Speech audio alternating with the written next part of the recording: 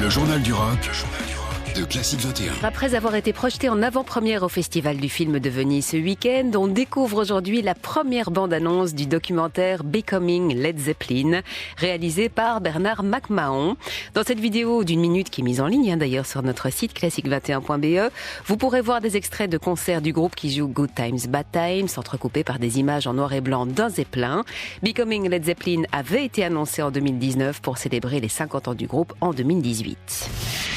Un invité surprise a rejoint Guns N' Roses pour le titre Paradise City samedi lors d'un festival en Californie. C'est Dave Grohl des Foo Fighters qui les a retrouvés pour une performance malheureusement écourtée par les organisateurs en raison du couvre-feu. Une fois l'heure fatidique de 22h atteinte, les organisateurs ont coupé le courant au beau milieu du morceau, ce qui n'a pas découragé les musiciens qui ont poursuivi en acoustique avec le public chantant avec eux pendant qu'Axl Rose discutait avec les responsables. Ce couvre-feu est une mesure qui a été prise depuis 2013 à la demande des voisins du festival. Une prestation commune de Neil Young et de Cure avait subi le même sort. Ricky Lee Reynolds, guitariste et membre fondateur du groupe Black Oak Arkansas, nous a quittés à l'âge de 72 ans. C'est sa fille qui a partagé la nouvelle sur son compte Facebook. Une semaine avant, elle avait expliqué que son père était entré à l'hôpital atteint du Covid-19, mais qu'on lui avait ensuite diagnostiqué une insuffisance rénale et qu'il était inconscient après avoir fait une crise cardiaque. David Crosby ne mâche pas ses mots quand il s'agit de parler de ses anciens amis de la formation Crosby, Stills, Nash & Young. C'est au Guardian qu'il s'est expliqué en disant « Neil a le droit de m'en vouloir, j'ai dit quelque chose à propos de sa petite amie.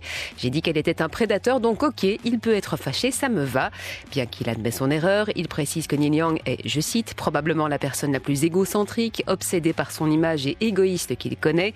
Il ne pense qu'à Neil, point barre, il est la seule personne qu'il prenne en considération lui-même. On n'a plus parlé ensemble depuis quelques années, ajoute-t-il, et ça n'arrivera pas de sitôt, je ne veux pas discuter avec lui, je ne l'aime pas, et pour moi, c'est de l'histoire ancienne.